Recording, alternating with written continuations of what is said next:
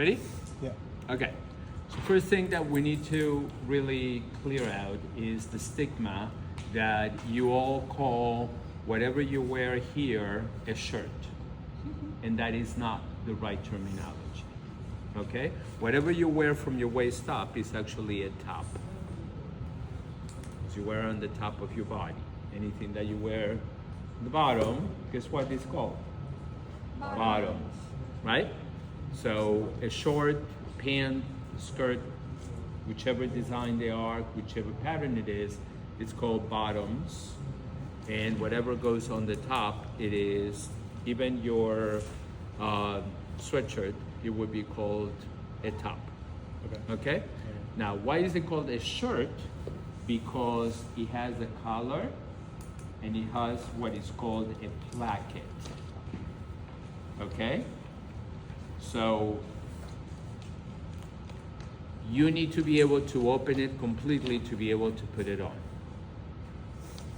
This one has actually a complete placket, and there are some shirts that they have not these two little flippy tucks on the edge.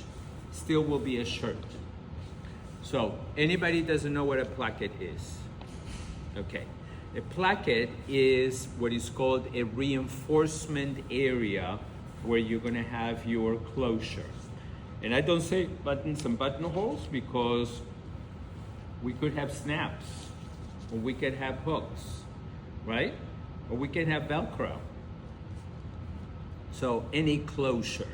Does that make sense? Mm-hmm. All right. So that is the definition of a shirt. So let's talk about the parts of it. We already know that this is a placket. Where other garment parts, or what other garments you can have plackets also?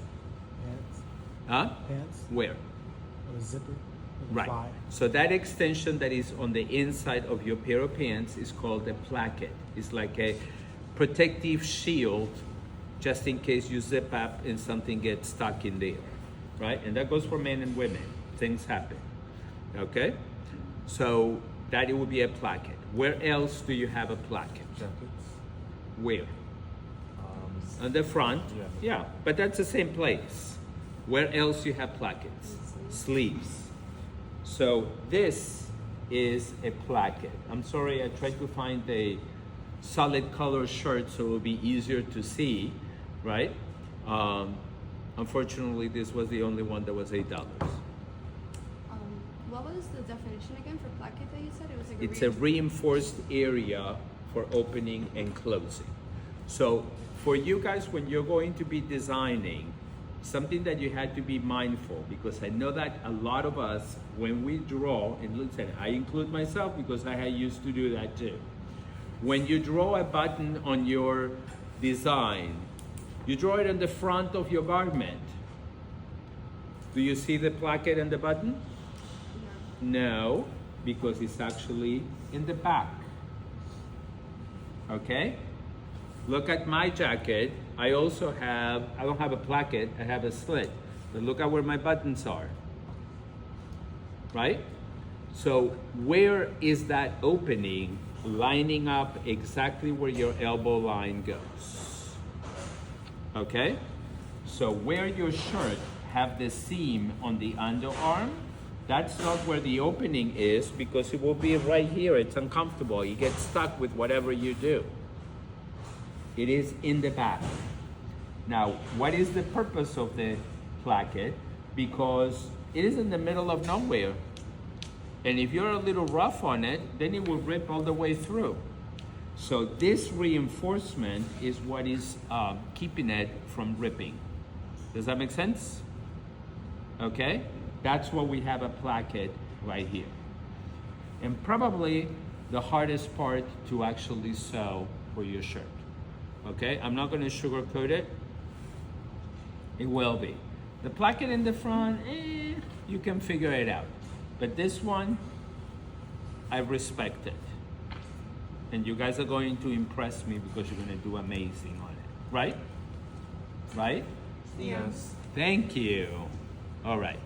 So, what is this part on the shirt called? a yolk. Okay? Now, I want to be very clear, and I'm on video. How do you spell yolk? Y-O-K-E. It is not a part of an egg. Yolk. I don't want anybody to write it like that. It is Y-O-K-E. That's a yolk. What is the reason for a yolk?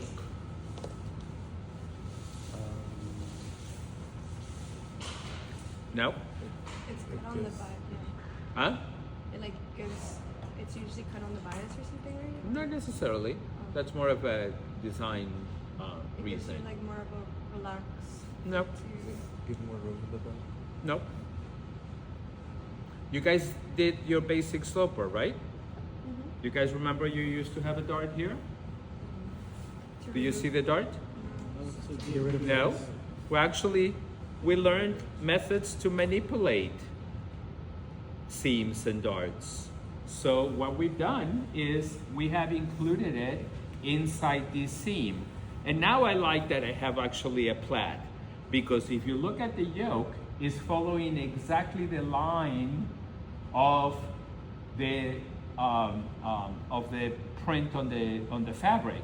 But if you look at it, the piece that is being sewn, look at how it goes in a diagonal, then goes straight, and then a diagonal. So what does that mean? Here is where the dart was moved to. That's where the dart has been manipulated. Also, your yokes are doubled. So also gives you more support, because your shirt is hanging from your shoulders, right? So you need that support, and that's what it makes it a shirt. Can you do a shirt without a yoke? Yes. But we are going to learn how to do a yoke, because the idea is for you guys to learn different techniques, and then you can do anything you want. Does your yoke have to be always this high? No, you can design with it. Right? Now, usually yokes, look at where the seam on the shoulder line is. We're going to move this seam down. So we're going to take a little bit from the front, and we're going to cut some from the back. And that's what's going to make up your yoke.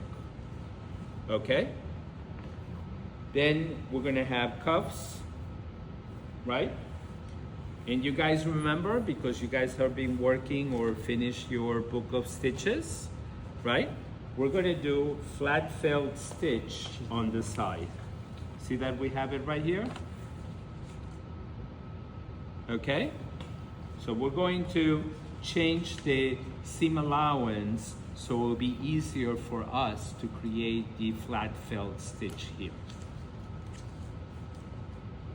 Any questions on this? Okay, so for your shirt, you guys are gonna have to buy the fabric for it, and you're very free to buy anything you want, okay? Unfortunately, we don't have fabric for shirts. I would highly encourage you to buy 100% cotton, okay? It is fairly inexpensive. Solid color. I don't care what color you buy. Solid color. We don't want a deal to have to be matching your lines and all of that nightmare. Why learn the hard way the first time you make a shirt? Make it easy for you, okay? Make sure that they don't give you a little story that it is cotton. You can tell it's cotton by doing this and wrinkling.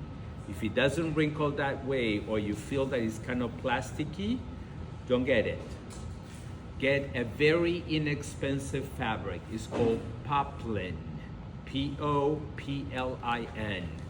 It should be somewhere between, maybe, I'm trying to think about prices that has gone out. Maybe like $5 to $7 a yard, and you need only 2 yards.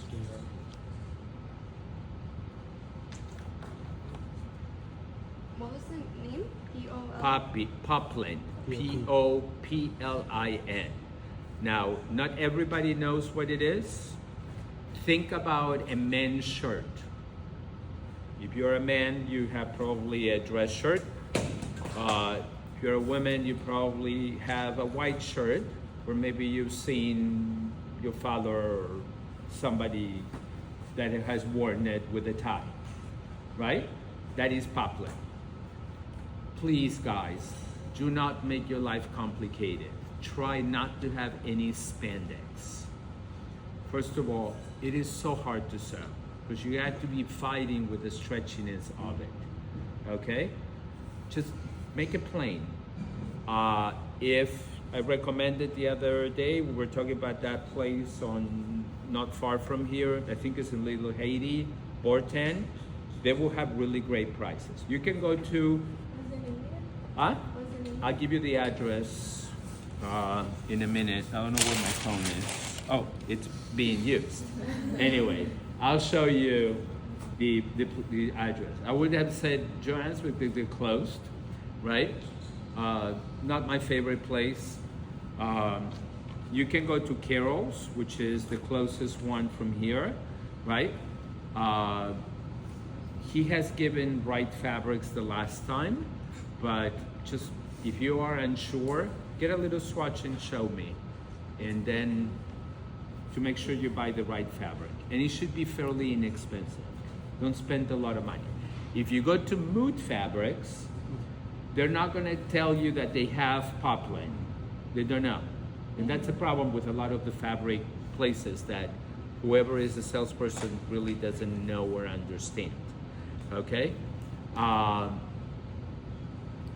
They call it shirty, okay? And it's on their second floor. If you guys want to use linen, I'm okay. I don't know if you guys want to spend that much money for your first shirt that you're just learning how to do it. But it's all up to you. I don't want anybody to have the hopes up and says, oh my God, I'm making my revolutionary blouse or shirt that I'm gonna be wearing later on. I want you guys to think of this as your learning experience and not your garment. If you can wear it later on, I think it's great, okay? But don't get your hopes up that way and focus on how beautiful it's gonna look. Focus more in learning technique. That way, when you leave here, you can make a million different shirts outside from here, right? And you will be able to adjust them and design them however you guys want to. Are we okay with that, right? Like, for example, her top is not a shirt. It's yours, Veronica, right? That's actually a top, where you usually would have called it a shirt, right? Okay. So, are we all okay? Buttons, I make last class buy buttons, but then I found out that we have a lot of buttons here. So we'll see. We got an industrial buttonhole machine. We'll be able to do them really quick. Where a home machine, it's cross your fingers and hope that it would work. We're gonna need fusible interfacing for 3 parts. Cuffs. This is what is called collar stand, and we're gonna make the pattern on that. This is, they also call it Mandarin collar, right? Actually, I'm wearing one, right? If I were to take the collar off, you've seen shirts like that, right? That's actually a Mandarin collar. It is also called Nehru, which is, it comes from India, N-E-H-R-U, right? And you know, as fashion, we keep changing names because it makes it more dramatic. Same color, right? Just different passport. Anyway, so your collar, it is attached to the top of your Mandarin collar. And it's attached not all the way to the edge, it's attached at the center front. So that extension is what it gives you the width of the placket, so you can have a button and a button, So the question is, where is the center front on this shirt? Precisely. Don't tell me the placket because that's not precise, that's fairly wide. That edge of the placket? The edge of the placket, see how it looks one side wider than the other? The center front is actually the buttons. Okay? If it would be the end of my jacket, then my collar would be like this, right? I mean, you can design it later on, not for this one. I mean, you can do anything you want, right? It would be actually interesting to have a deconstructed shirt with being choked sideways, anyway, right? And then I'm gonna give you a little freedom on kind of changing the shape of the collar if you want, after we create the basic one, okay? Any questions on that? No.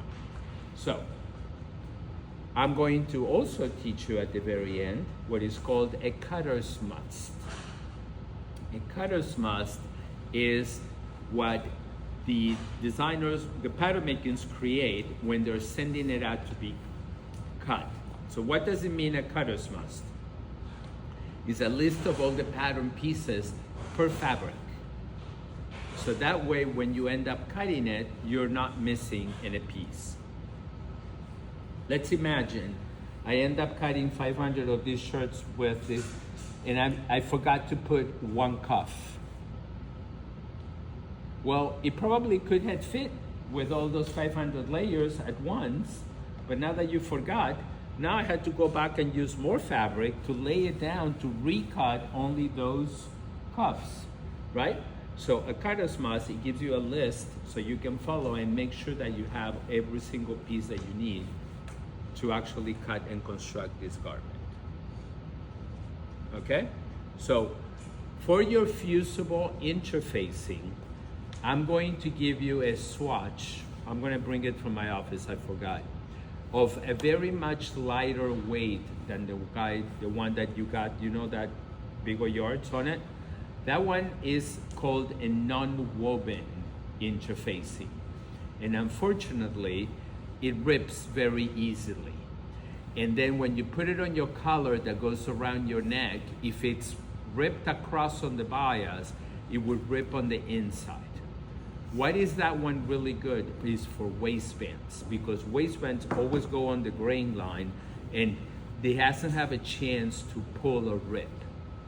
So I'm gonna give you a sample of the one that I like the most. You need only half a yard.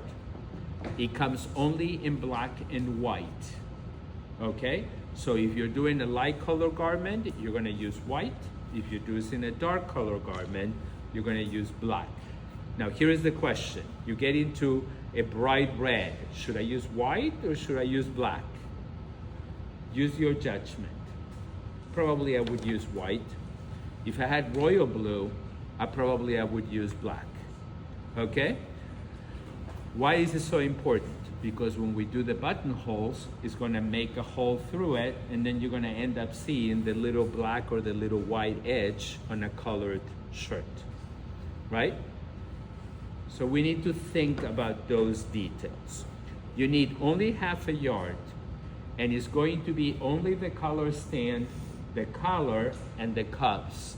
So probably half a yard could be enough for maybe two of you, and you can share it. The placket doesn't take interfacing, because then it's gonna be really stiff. It actually is the same fabric that has been folded a few times. And we're gonna make the pattern for that. Because, and actually it's a really great question. See that this side does not have that little tuck, and this side does? So we're gonna make a right and a left front. And we're gonna learn the two techniques. Are they shirts that both sides are like this? Yes. Are we gonna do them in this class? No. We're gonna learn both of them. Okay? Right? We're here to learn, right? Okay, good. I'm glad that we're on the same page. Okay. Okay, so the handout that I gave you, the first page and the second page, it actually makes the basic shirt foundation. Now, if you guys want to do an oversized shirt, we can take it a little further and do the next step, okay? Which is going to continue working on the same pattern until we create the overshirt. So I gave you a page for that, okay? Now, the fourth page, I give it to you so you can understand how to create the bottom shape of the sleeve. You see that is rounded at the bottom of the next page. I think the page says 444. Before. You see that at the bottom of the cuff is kind of wavy. You guys notice that it has the slash for the placket on the longest part of the wave. Anybody knows why? Say it again.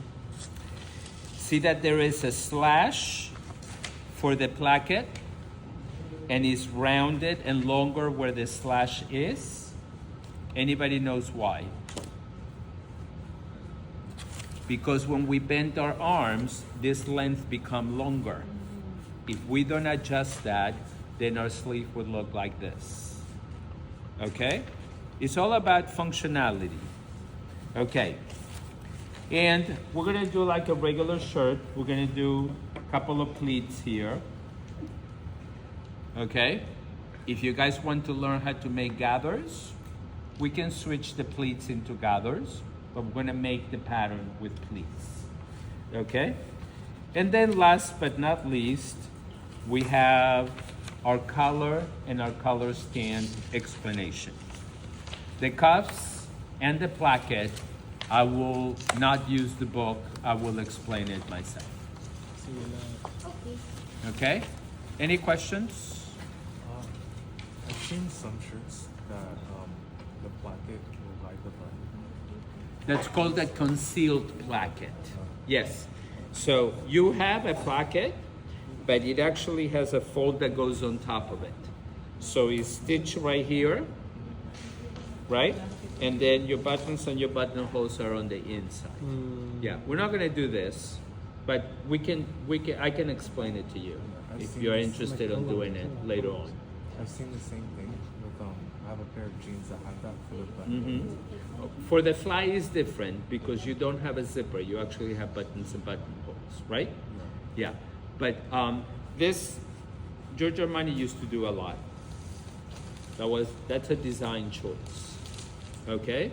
But that's called the concealed placket. So you do have a placket, but it's hidden. Okay? Everybody good? Yeah. All right. So let's stop the video.